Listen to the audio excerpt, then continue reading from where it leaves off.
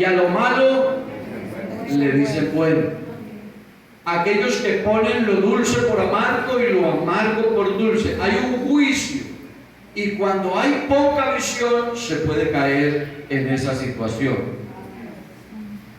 Porque escaseaba la palabra, no había visión con frecuencia, los ojos se oscurecían porque no podía ver. Eso habla de que no había visión. Por esa razón, por no haber visión, escaseaba la palabra. Por no haber visión, no sabía el sacerdote. Vea, cuando Ana llegó al templo a clamar a Dios por su hijo y se puso a llorar en su oración quebrantada en la presencia de Dios, Elí, el sacerdote, se le acercó y la miró, y Elí la vio y dijo: está borracha. Bueno, el texto dice está ebria, pero eso es lo mismo.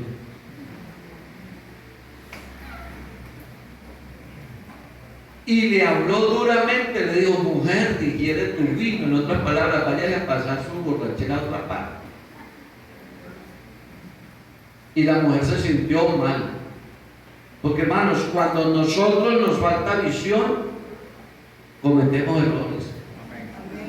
Porque no tenemos la capacidad de ver las cosas como tienen que ser. Y eso le pasaba a Elí. Elí estaba perdiendo la visión, no había visión con frecuencia, sus ojos se oscurecían, no podía ver, y a causa de eso no era capaz de diferenciar entre una mujer que está llena de la presencia de Dios y una mujer que está borracha. Y cuando un hijo de Dios no tiene la visión clara, no es capaz de discernir las cosas que convienen y las que no convienen en su hogar, en su casa, en su familia, en su trabajo donde vive. Entonces termina diciéndole bueno a lo que no es bueno. Termina haciendo lo que no tiene que hacer. Hermano, cuando una persona tiene la visión clara, el camino, el pasito puede ser angosto, pero como ve tan clarito, él pasa por ahí sin caerse. Por ese pasito pasa sin caerse. Por ahí pasa. No se cae. No se cae porque tiene la visión clara. El que no tiene la visión clara, entonces necesita un espacio amplio, un camino ancho. El que no tiene la visión clara, entonces se vuelve extremista. Entonces es fanático o es libertino. Porque el Hijo de Dios, iglesia, voy a decirles esto en el nombre de Jesús, el Hijo de Dios no puede vivir en los extremos. Tiene que tener la visión clara para andar por el camino de equilibrio. Hay un punto de equilibrio por el que hay que andar la vida cristiana. Amén. El que no sabe caminar por ahí porque no tiene la visión clara, entonces se vuelve extremista en cualquiera de los dos sentidos. Entonces se convierte o en un perfeccionista para el que todo es pecado. Todo es pecado. Entonces, si el muchacho juega con una pelota, eso es pecado. Si ve un programa de televisión, es pecado. Si se peluquea así, es pecado. Claro, hay cosas que hay. Por eso le digo que hay una línea para verla. Hay que tener la visión para verla. Pero el otro extremo, entonces, que se vuelve libertino, entonces nada es pecado y vive libertinamente. Es una vida mediocre. ¿Alguien le da una alabanza al Señor? ¡Gloria a Dios! No se me entristezcan, hermanos, les estoy predicando la palabra. No se puede vivir una vida espiritual extremista. Amén. No podemos ser tan fanáticos. Uno tiene más o menos que ubicarse para ver qué es lo que Dios realmente es. Amén. Cuando usted ve a Dios sentado en un trono con un látigo en la mano esperando que usted haga cualquier cosita para sentarle un latigazo, usted no tiene la visión clara, no lo conoce. Sí, amén. No lo conoce. Porque hay hermanos que ven a Dios así y lo castigan. Y cuidado, sale de esa puerta en la hora del culto que un rayo lo parte ahí afuera. Dios no es así. Amén, aleluya. Pero Dios tampoco es un alcahuete con el pecado. Amén. tampoco podemos ver a Dios sentado ahí dejando que los hijos hagan de todo como hacía Elí. Y entonces los muchachos venían y traían las novias al templo y se acostaban con ellas en el templo. Y Elí decía, son mis muchachos. Muchachos, por ahí me he dado cuenta que ustedes se están portando mal. No hagan eso. Pero como que no pasa nada. Y resulta que sí pasa. Amén, hermanos. Amén. Alabanzas al nombre del Señor. Gloria a Dios. Cuando un hijo de Dios no es capaz de ver que el pecado le está invadiendo la casa, necesita cirugía. Amén. Amén. Amén. Porque al diablo hay que revolcarle el nido, no se puede dejar ahí. Amén. Amén. Gloria a Dios. Amén. Vea, hermanos. Aleluya. Una cosa es que el creyente, la familia cristiana, hombre o mujer, son los jefes de la casa, son los que pagan el arriendo, son los dueños de la casa. Esa familia que es cristiana tiene que hacer respetar esa casa. Amén. Otra cosa es cuando a mí mi hijo inconverso me da una habitacióncita para vivir. Eso es diferente. Amén. Yo ya resuelvo si vivo allá o me voy de ahí. Pero yo no puedo llegar a ponerle condiciones a él que no es creyente. ¿Me explico? Es diferente. Pero si yo soy el que tengo el contrato de arrendamiento de la casa, hermano, la casa hay que hacerla respetar. Amén. Yo no puedo dejar que mis hijos inconversos vengan a hacer rumba, a tomar trago y todo en mi casa. No puedo. Yo los quiero y los recibo en la casa, pero no. No puede ser que lo que más resalta en la entrada de la casa es un cuadro de la América con un diablo y un tenedor grandote ahí, ¿no? Pues es respetable, hermano. Pero yo les enseño. Porque el que tiene la visión clara sabe, hermano, sabe qué le gusta a Dios y qué no le gusta a Dios. Amén. Amén. Conoce a Dios. Amén. Gloria a Dios. Aleluya. Alabanzas al nombre de Jesús. Gloria a Dios. No es un extremista en el libertinaje, pero tampoco es un extremista en el fanatismo. Vive una vida donde tiene que vivir. Amén. Pablo el apóstol dijo, nosotros no somos del mundo, pero estamos en el mundo. Estamos en el mundo. Cuando no hay visión, hermanos, pareciera que las cosas malas son buenas. Cuando no hay visión, solo vemos a Dios para pedirle, pero aportamos muy poco porque nos falta visión. Cuando nos falta visión, hermanos, vemos solo las dificultades, los problemas, los gigantes. Cuando nos falta visión. Ustedes se acuerdan de la historia de Eliseo, creo que es en 2 de Reyes capítulo 6. La historia de Eliseo, que Eliseo lo perseguían los sirios con un ejército. Y él andaba huyendo con su criado. No dice la Biblia que era Giesi, pero en otras partes dice que el hombre de confianza era ese. Puede haber sido él. Y andaban huyendo y por allá estaban en un lugar cuando llegaron los ejércitos asirios y rodearon el lugar. Y se asomó el criado de Eliseo por la ventana y vio ese poco ejército, hermano. Y se fue a decirle al profeta. Dijo, Señor, hasta aquí llegamos. Bueno, él no dijo así, pero más o menos. Y el profeta que tenía la visión clara, él no se asustó por eso. Él le dijo, vea, fulano, son más bastantes los ejércitos que están con nosotros que los que están con ellos.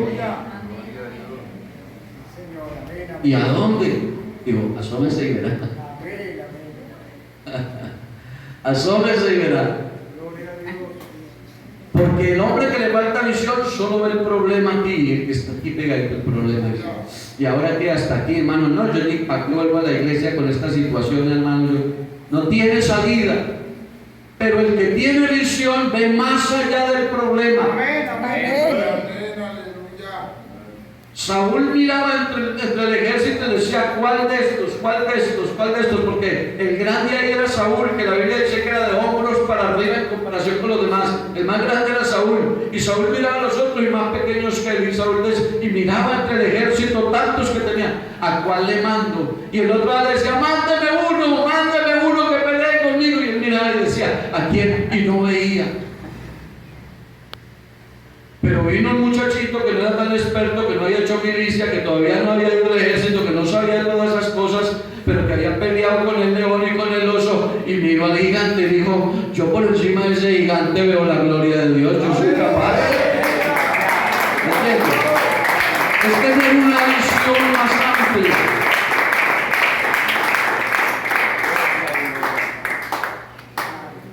El oso es grande, el león es grande y son diestros, y yo me he enfrentado y los he vencido. Este incircunciso será como uno de ellos. Tenía la visión clara. El diablo es astuto, el diablo me quiere hacer caer, el diablo me quiere dañar el hogar, pero yo conozco un Dios que me saca por encima. Qué bueno cuando el creyente tiene la visión clara, que no lo frena, que no lo ataranca, que no le ataja la marcha las cosas de esta vida, porque ve más allá. Pero para eso hay que tener buenos ojos espirituales. El profeta Eliseo la tenía clara. Dijo que pongan los que quieran y que traigan los cañones y que monten lo que quieran y que salga el diablo para bucharle la cola. No le preocupaba. Porque el profeta Eliseo, por encima de los ejércitos asirios, veía ángeles, arcángeles, querubines, ejércitos celestiales. Y él decía, si es posible me sacan aquí por alas hacia arriba, pero a mí el diablo aquí no me va a dejar avergonzar. Es bueno cuando el creyente tiene la visión. Aleluya. Les confieso, hermanos, a mí el diablo me ha estado atacando con eso del proyecto que tenemos, me ha estado ahí hostigando, me ha mandado datos. Y estudiando este tema yo decía, hay poder en el nombre de Dios. Nosotros vamos a comprar esa propiedad y la iglesia va a crecer en el nombre de Dios. No queremos dejar la charla de Dios. Hay que tener una visión. Una visión. Pero si nos descuidamos, quedamos ciegos. Amén. Amén. La cirugía es necesaria. A su nombre sea la gloria. Gloria a Dios. Hay otras enfermedades que necesitan cirugía. Por ejemplo, algunos se enferman de las rodillas o de la cintura o de los pies. Acuérdense que estamos hablando en sentido espiritual. Amén. Porque habrá alguien diciendo, el hermano sabe que es que yo tengo artrosis. No, yo estoy hablando en el sentido espiritual. Amén.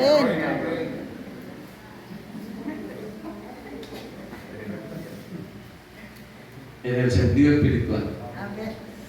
Ustedes a veces me ven aquí sentado, todo el mundo de pie, yo aquí sentado, pero delante del Señor estoy más de pie que ustedes. Amén. Amén. Porque es conocerlo a Él, lo que les estaba diciendo ahorita. Amén. Es conocerlo. Conocen, ¿se acuerdan de la anécdota del niño que la mamá lo cogía con una correa y un taburete y lo arrodillaba? Ora porque ora. Y con una correa lo hacía arrodillar. Y el niño enojado y se arrodillaba y agarraba ese taburete de uno y decía, Aquí me arrodillo, pero por dentro estoy más parado que todos. Enojado. Eso no le servía de nada. Estaba era enojado. Y hermanos, nosotros necesitamos estar aliviaditos de las rodillas, de los pies, de la cintura en el sentido espiritual. Amén. Amén. Amén. Dice la Biblia que Pedro con Juan, cuando iban para el templo, ellos no tenían ese problema, porque ellos tenían un hábito. Todos los días, los que han leído la Biblia, díganme a qué horas iban a orar ellos. ¿A qué horas? Nosotros, bueno, ellos vivían dedicados a eso, ¿no? Pero uno sí debe sacar el tiempo para orar. Pero ellos al templo iban todos los días a las 3 de la tarde. La hora novena, y contaban la hora era a partir de que salía el sol, de la mañana. Entonces, 9 horas a las 3 de la tarde. Todos los días a las 3 iban al templo a orar. Y muchas veces habían visto al hombre pidiendo, al cojo. Pero ese cojo necesitaba una cirugía. Ellos no la necesitaban, él sí la necesitaba. Cuando le extendieron la mano, esperando recibir una limosna, el Espíritu tomó al apóstol, porque no lo había hecho en otra ocasión, lo hizo ese día. No tengo plata ni oro, pero lo que tengo te doy. En el nombre de Jesucristo de Nazaret, levántate y anda. Y al momento se le afirmaron los pies y tobillos. Y el que era cojo se levantó y comenzó a saltar. Y algo que me llama la atención, entró en el templo y alababa a Dios y corría por el templo. Ese señor nunca había entrado al templo, porque él iba al templo era por ganancias, por ver qué sacaba de los que entraban y salían del templo. Pero hermanos, cuando el Señor opera un milagro de sanidad espiritual en la vida de una persona, eso le cambia la vida, hermanos, el 200%. Aleluya. Ese hombre se levantó saltando y danzando y alabando a Dios con D mayúscula. Y dice, y entró en el templo, ya no estaba más sentado en la puerta. Gloria a Dios. Eso quiere decir, hermanos, que los hijos de Dios no podemos ser cristianos que vivimos solo en la puerta del templo, porque no nos vinculamos en el proyecto de Dios. Aquí hay que meternos, porque en la viña del Señor hay puesto para todos. Amén.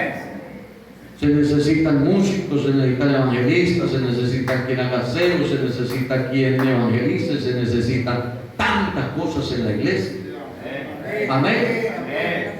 Pero no nos podemos quedar en la puerta esperando que Dios nos bendiga y una limosnita, Señor, bendígame, hágame el milagrito y ya. No, hay que entrar. Amén. Pero como estamos cojos, entonces no podemos. Pero entonces aparece el que hace los milagros.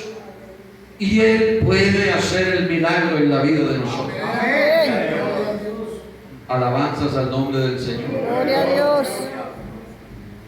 Vea, yo quería obviar esta parte, pero el Espíritu me dice que no la obvie, que la suelte.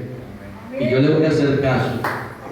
Una cirugía que se necesita muy frecuentemente, que se necesita y se requiere frecuentemente en la iglesia,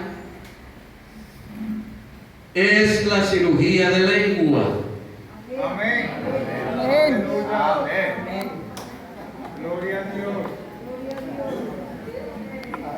Sí, Señor. La cirugía de lengua. Porque hermanos, bueno, no me voy a detener mucho en esto porque de verdad no quiero que se sienta como algo que no es. Pero es que la Biblia dice en Santiago que es muy complicado. Dice Santiago un barco tan inmenso, un crucero que lleva 5.000, 4.000 personas, no sé cuántas le caben a esos grandes. Dice, es dominado y manejado por un pequeño timón.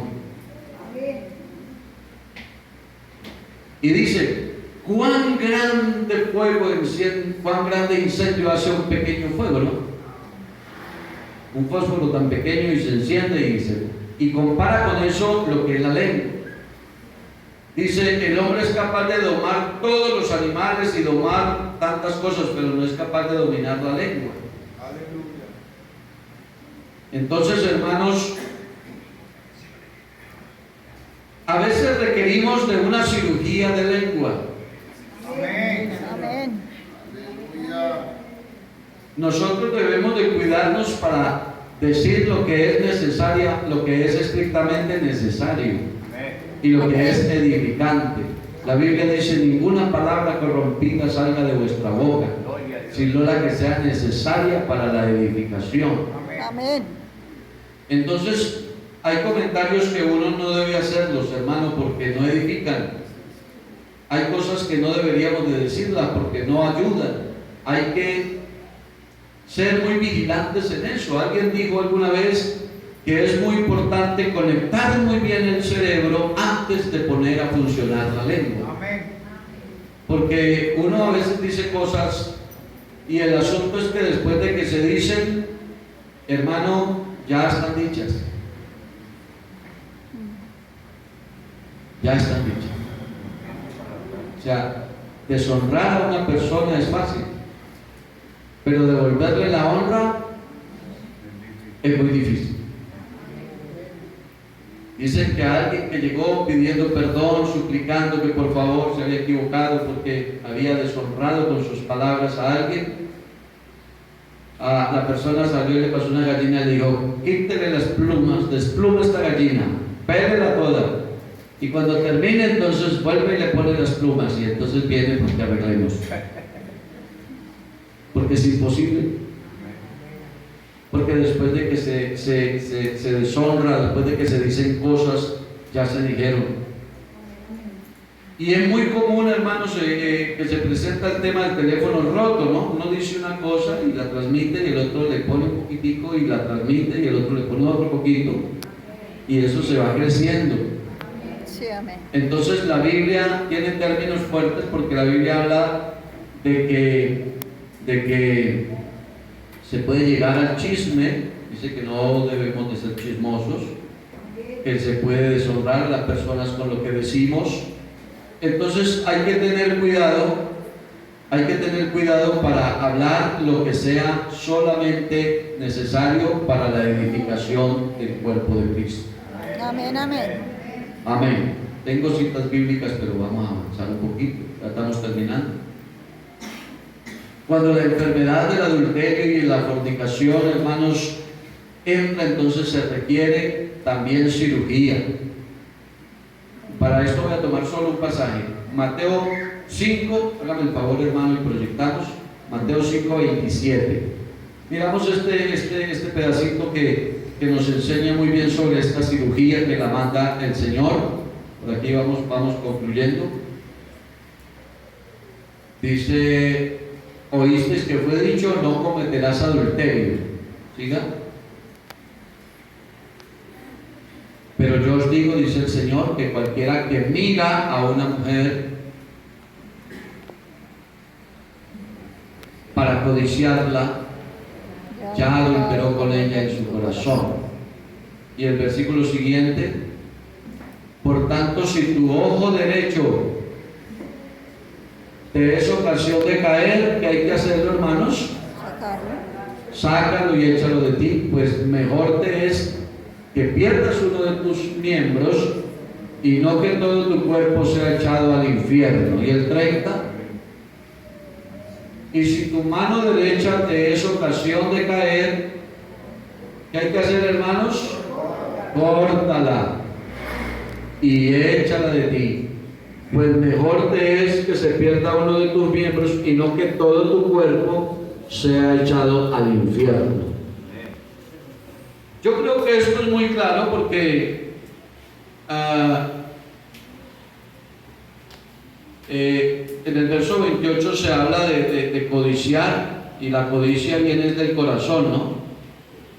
Y habíamos visto en la dominical pasada cómo Dios hace cirugía del corazón abierto.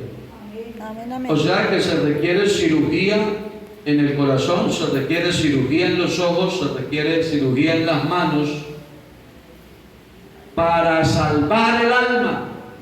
Amén. Gloria al nombre de Jesús. Si tú sientes, hermano, que por ver o que por tocar o que por estar en alguna situación te daña tu vida espiritual, hay que hacerle cirugía. Alabanzas al nombre de Jesús. Porque hay cosas que no son pecado, pero son pecaminosas. Son pecaminosas. No es lo mismo el pecado que lo pecaminoso, son dos cosas diferentes. Y no es lo mismo pecar que practicar el pecado, son cosas diferentes. Son cosas distintas. Pero lo pecaminoso es el vehículo que lleva al pecado. Entonces cuando voy a poner un ejemplo, cuando entre una pareja hay miradas maliciosas, ahí ya hay un asunto pecaminoso. Ahí no hay pecado, porque no han cometido el pecado. Pero ahí ya hay algo pecaminoso. Cuando el hermanito saluda a la hermana joven, más que todo a la joven, la saluda de mano y se le queda con la manito ahí haciendo. Bueno, ahí ya hay algo pecaminoso. Que hay malicia. ¿Ah? Hay malicia. Había en una congregación donde yo estuve un hermano y mantenía como al lado de una hermana y joven y llevándole regalos y le llevaba cosas y como conquistándola. Entonces yo le pregunté al hermano, que ella era una mujer casada. Dijo, no hermano, porque la Biblia habla del amor y que no sé qué, y me argumentó con la Biblia.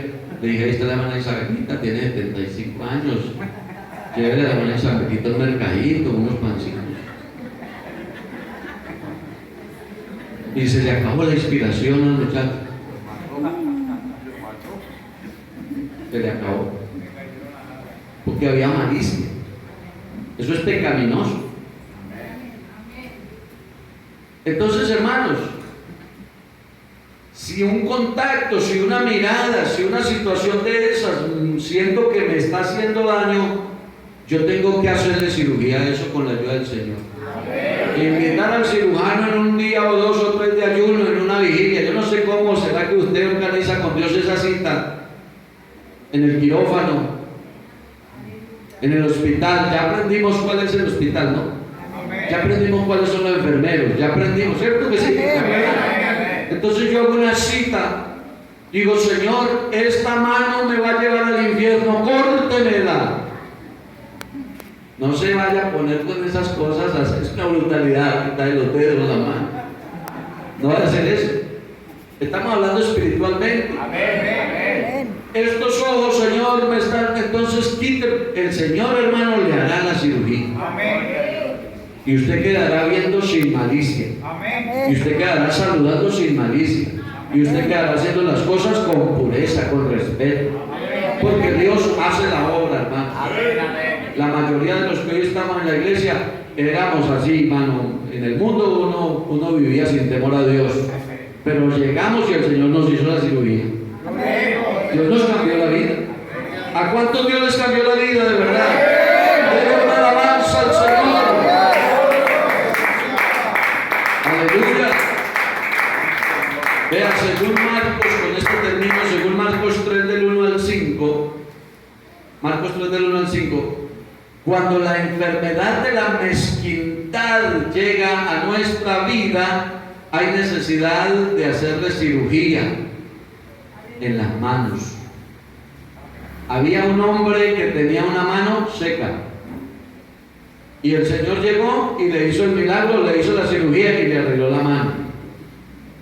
Quedó con la mano sanita. Y a veces nos pasa a nosotros, hermanos, que cuando se trata de aportar algo para la obra del Señor, la mano nos queda seca y no llega a meter ahí, pero la mano seca, mano, no baja, no entra al bolsillo. Qué pena.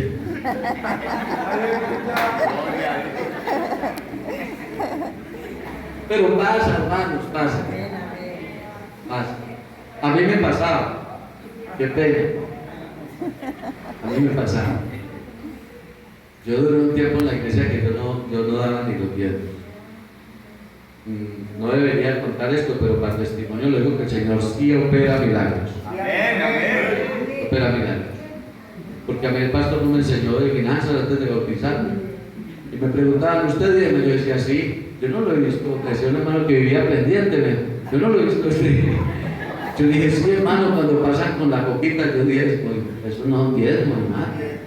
Yo dije, no. Pero yo tenía la mano seca. Pero esos hermanos que me enseñaron, ese pastor que oró por mí, yo fui a la iglesia en los ayunos, hermano, y el Señor me arregló las manos. Amén. No, para la gloria del Señor, yo en vez de quitarle a la iglesia le doy. Aquí están los diáconos que saben. Porque eso trae bendición. Cuando el Señor le arregla la mano. ¿Cómo les parece, hermanos? Mucho que hablar. Amén. Voy a terminar diciendo que si de pronto llegara a haber algún enfermo que necesita una cirugía aquí en esta mañana, aquí está el mejor cirujano. Amén.